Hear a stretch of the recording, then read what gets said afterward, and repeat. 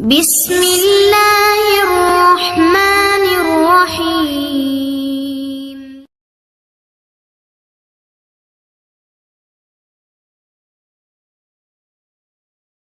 الحمد لله رب العالمين والصلاة والسلام على أشرف الأنبياء والمرسلين نبينا محمد وعلى آله وأصحابه أجمعين أما بعد.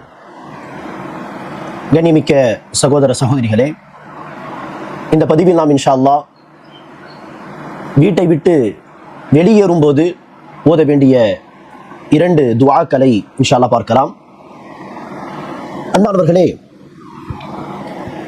வீட்டை விட்டு நாம் வெளியேறும் பொழுது அல்லது வீட்டில் இருக்கும் பொழுது அல்லது வீட்டுக்கு வெளியே ஒரு இடத்தில் இருக்கும் பொழுது என்று எந்த நேரம் எந்த இடம் இருந்தாலும் சரி, அங்கே நமக்கு அல்லாஹ்வுடைய பாதுகாப்பு என்பது மிக மிக முக்கியம். அல்லாஹ்வுடைய பாதுகாப்பு நமக்கு இல்லை என்று சொன்னால், வீட்டில் இருந்தால் என்ன, வீட்டுக்கு வெளியே இருந்தால் என்ன, ஒரு தீங்கு ஒரு தீமை நம்மை அடைந்துவிடும். அல்லாஹ்வுடைய பாதுகாப்பு நமக்கு எப்போதும் தேவைப்படுகிறது. அந்த வகையில் தான் வீட்டை விட்டு வெளியேறும் பொழுதும் நாம் அல்லாஹ்வுடைய பாதுகாப்பை கேட்டு வெளியேற வேண்டும் என்பதை நபிகள் நாயகம் நமக்கு கற்றுத் தந்திருக்கிறார். எத்தனையோ சம்பவங்களை நாம் கேள்விப்படுகிறோமா இல்லையா? வீட்டை விட்டு வெளியேறுகிறார்கள், விபத்து, ஆக்சிடென்ட், பல பேருக்கு உயிர் போய்விடுகிறது. பல சந்தர்ப்பங்களில் கை கால் உடைந்து விடுவது, பிராக்சர் என்று ஏதாவது ஒரு பாதிப்பு ஏற்படுகிறது. இதில் கவனிக்க வேண்டிய விஷயம் என்னவென்றால், பல சந்தர்ப்பங்களில் யாருடைய உயிர் போகுமோ அல்லது யாருக்கு பிராக்சர் போன்ற பாதிப்புகள் ஏற்படுமோ அவர்கள் மீது எந்த தவறும் இருக்காது. அவர்கள் ரோடு ஓரமாக தான் போய் கொண்டிருப்பார்கள். ஒருவன் என்ன செய்வான்? வேகமாக அவர்களை மோதி விடுவான். இவர்கள் மீது எந்த ஒரு தப்பும் கிடையாது. ஓரமாக சாலையில் நடந்து சென்று கொண்டிருந்தவர்கள், ஆனால் அவர்களுடைய உயிர் போய்விடும். அல்லது கை கால் பிராக்சர். யாரோ ஒருவன் செய்த முட்டாள்தனத்தின் காரணமாக தவறே செய்யாத ஒருவருடைய உயிர் போகக்கூடிய சம்பவங்களையும் நாம் கேள்விப்படுகிறோமா இல்லையா? சந்திலே ஒரு குழந்தை விளையாடி கொண்டிருக்கும், அங்கு வேகமாக அடித்து விடுவார்கள். இப்படி பல சம்பவங்கள். சிறுவர்கள், சிறுமிகள். சில சமயம் இந்த விபத்து, ஆக்சிடென்ட் அதெல்லாம் அல்லாமல் பார்க்கும் பொழுது, சில சமயம் சில முட்டாள்கள் என்ன செய்வார்கள்? வீண் வம்புக்கு வருவார்கள், பிரச்சனை செய்து விடுவார்கள். ஏதாவது ஒரு தேவையில்லாத ஒரு சண்டை நடந்து விட்டால் நாம் என்னதான் எச்சரிக்கையாக எந்த ஒரு பிரச்சனையும் பண்ணக்கூடாது அல்லது பிரச்சனை போகக்கூடாது என்று நாம் பாதுகாப்பான முறையில் பயணித்தாலும், மற்றவர்கள் சில பிரச்சனைகள் செய்யக்கூடியவர்களாக, முட்டாள்தனம் செய்யக்கூடியவர்களாக இருப்பார்கள். அவர்களோடு ஏதாவது வாக்குவாதம், பிரச்சனை நடந்து விட்டால் அது நமக்கு தேவையில்லாத மன உளைச்சலை ஏற்படுத்தும். இப்படிப்பட்ட பல விஷயங்கள் நடக்கும். ஆகவேதான் வீட்டை விட்டு வெளியேறும் பொழுது அல்லாஹ்வுடைய பாதுகாப்பை கேட்டு வெளியேற வேண்டும் என்பதை நபிகள் நாயகம் ஸல்லல்லாஹு அலைஹி வஸல்லம் அவர்கள் நமக்கு கற்றுத் தந்திருக்கிறார்கள். அந்த வகையில் அன்பானவர்களே, வீட்டை விட்டு வெளியேறும் பொழுது ஓத வேண்டிய ஒரு துஆ, ஒரு பிரார்த்தனை தான் என்னது? அல்லாஹும்ம இன்னி அஊது பிக அன் அضل أو أضل أو أزل أو أزل أو أظلم أو أظلم أو أجهل أو يجهل علي. நபி தாவூதில் 5094வது ஹதீஸாக பதிவு செய்யப்பட்டுள்ளது. நபிகள் நாயகம் ஸல்லல்லாஹு அலைஹி வஸல்லம் அவர்கள் வீட்டை விட்டு வெளியேறும் பொழுது இந்த துஆவை ஓதுவார். அல்லாஹும்ம இன்னி அஊது பிக அன் அضل أو أضل أو أزل أو أزل أو أظلم أو أظلم أو أجهل أو يجهل علي. என்ன அர்த்தம்? யா அல்லாஹ், நான் வழி தவறி செல்வதை விட்டும் அல்லது பிறர் என்னை வழி கெடுப்பதை விட்டும், அதே போல என்னுடைய கால் சருகி விடுவதை விட்டும் அல்லது பிறரால் நான் சருகி போவதை விட்டும், நான் பிறருக்கு அநீதி இழைப்பதை விட்டும் அல்லது எனக்கு பிறர் அநீதி இழைப்பதை விட்டும், நான் அறியாமையோடு, முட்டாள்தனத்தோடு அறியாமையோடு நடந்து கொள்வதை விட்டும் அல்லது என்னுடைய விஷயத்தில் ஒருவர் அறியாமையோடு முட்டாள்தனத்தோடு நடந்து கொள்வதை விட்டும் நான் பாதுகாப்பு தேடுகிறேன். நானும் தவறு செய்யக்கூடாது, பிறரும் என் விஷயத்தில் தவறு செய்து என்னை கஷ்டப்படுத்தக்கூடாது. இத்தகைய அனைத்து விஷயங்களை விட்டு நான் பாதுகாப்பு தேடுகிறேன் என்று நபிகள் நாயகம் ஸல்லல்லாஹு அலைஹி வஸல்லம் அவர்கள் மிக அழகான இந்த பிரார்த்தனையை நமக்கு சொல்லி தந்திருக்கிறார்கள்.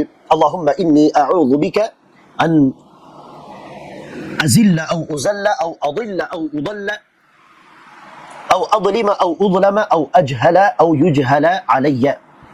ஆக இந்த பிரார்த்தனையை நாம் மனப்பாடம் செய்து வீட்டை விட்டு வெளியேறும் பொழுது இதை கடைபிடித்து ஓதுவோமாக.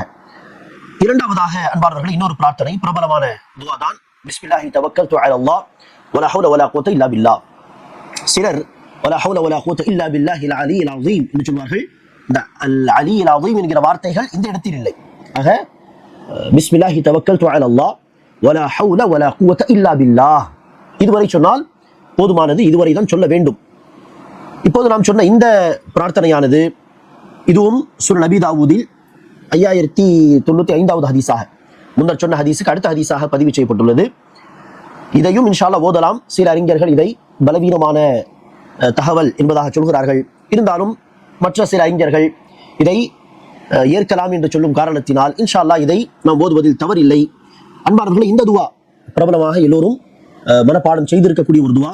பிஸ்மில்லாஹி தவக்கல்து அலல்லாஹ் வலா ஹவுல வலா குவத்த இல்லா பில்லாஹ். அல்லாஹ்வின் பெயரை கொண்டு நான் வீட்டை விட்டு வெளியேறுகிறேன். தவக்கல்து அலல்லாஹ், நான் அல்லாஹ் மீது பொறுப்பு சாட்டி விட்டேன், நான் அல்லாஹ்வை நான் நம்பி இருக்கிறேன். வலா ஹவுல வலா குவத்த இல்லா பில்லாஹ், ஒரு நல்ல விஷயத்தை செய்யக்கூடிய சக்தியோ அல்லது ஒரு தீமையை விட்டு விலகி செல்லக்கூடிய ஆற்றலோ எனக்கு கிடையாது. இல்லா பில்லாஹ், அல்லாஹ்வுடைய உதவி இருந்தாலே தவிர என்கிற இந்த வார்த்தைகள். இந்த வார்த்தைகளை குறித்த ஹதீஸில் என்ன வருகிறது என்று சொன்னால், ஒருவர் வீட்டை விட்டு வெளியேறும் பொழுது பிஸ்மில்லாஹி தவக்கல்து அலல்லாஹி வலா ஹவுல வலா குவத்த இல்லா பில்லாஹ் என்று சொல்லிவிட்டால் அவருக்கு சொல்லப்படும் மறைவான விதத்திலே, ஹுதீத, உனக்கு நேர்வழி கிடைத்து விட்டது. வீட்டை விட்டு வெளியேறும் பொழுது அல்லாஹ்வை திக்ர் செய்வது, அல்லாஹ்விடம் துஆ செய்வது என்கிற அந்த விஷயத்தில் நீ நேர்வழி பெற்று விட்டாய். ஹுதீத வ உகீத, உனக்கு பாதுகாப்பு கிடைத்து விட்டது. ஷைத்தான்களை விட்டு உனக்கு பாதுகாப்பு கிடைத்து விட்டது. ஹுதீத வ உகீத வ குஃபீத, மேலும் அல்லாஹ் உனக்கு போதுமானவனாக ஆகிவிட்டான். நீ அல்லாஹ்விடத்தில் பொறுப்பு சாட்டி விட்டாய், அல்லாஹ்வுடைய உதவியை நாடி விட்டாய். ஆக அல்லாஹ் உனக்கு போதுமானவனாக ஆகிவிட்டான், உனக்கு பாதுகாப்பு கொடுக்கப்பட்டது, மேலும் நீ இந்த விஷயத்திலே நேர்வழி பெற்றுவிட்டாய் என்று சொல்லப்படும்.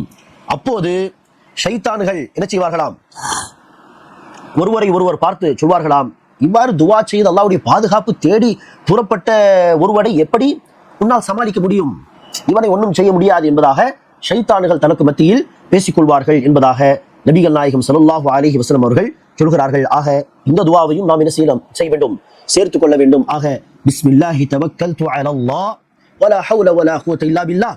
அதே போல அல்லாஹும்ம இன்னி அஊது பிக அன் அஸில்ல அவ் உஸல்ல அவ் அضل அவ் உضل அவ் அظلم அவ் உظلم அவ் அஜ்ஹல அவ் யுஜ்ஹல அலைய. இந்த இரண்டு துவாக்களையும் நாம் இன்ஷா அல்லாஹ் சேர்த்துக் கொள்வோமாக. வீட்டை விட்டு வெளியேறும் பொழுது இந்த துவாக்களை கடைபிடித்து ஓதுவோமாக. அப்படி செய்தால் அல்லாஹ்வுடைய பாதுகாப்பில் நாம் என்ன செய்வோம், சென்று வருவோம். ஒரு பேச்சுக்கு அப்படி துவாக்களை எல்லாம் ஓதிவிட்டு நாம் வெளியேறி ஏதாவது ஒரு தீங்கு நமக்கு ஏற்பட்டாலும் அல்லாஹ் என்ன செய்வான், நமக்கு மகத்தான கூலியை தருவான். அல்லாஹ்வுடைய நாட்டப்படி ஏதாவது நடந்தாலும் மகத்தான கூலி. எனில் துவா செய்துவிட்டு நாம் கிளம்பி இருக்கிறோம், அல்லாஹ்வுடைய பாதுகாப்பை உதவியை தேடி நாம் கிளம்பி இருக்கிறோம். இருந்தும் அல்லாஹ்வுடைய நாட்டத்தால் சில தீங்கு நமக்கு ஏற்பட்டால் அல்லாஹ் நமக்கு மகத்தான கூலியை தருவான். துவாவே ஓதாமல் அல்லாஹ்வுடைய பொறுப்பை தேடாமலே புறப்பட்டு சென்ற ஒருவருக்கு தீங்கு ஏற்பட்டால், அதுவும் அல்லாஹ்வுடைய பொறுப்பை உதவியை நாடியவர்களாக வெளியேறிய பிறகு ஒரு தீங்கு ஏற்பட்டால் அவர்களும் அல்லாஹ்விடத்தில் சமமாகி விடுவார்களா? ஒருபோதும் கிடையாது. அல்லாஹ் சுப்ஹானஹு வ தஆலா நமக்கு இந்த துஆக்களை எல்லாம் கடைபிடிக்கக்கூடிய பாக்கியத்தை தருவானாக. ஆமீன். அஸ்ஸலாமு அலைக்கும் வரஹ்மத்துல்லாஹி வபரகாத்துஹு.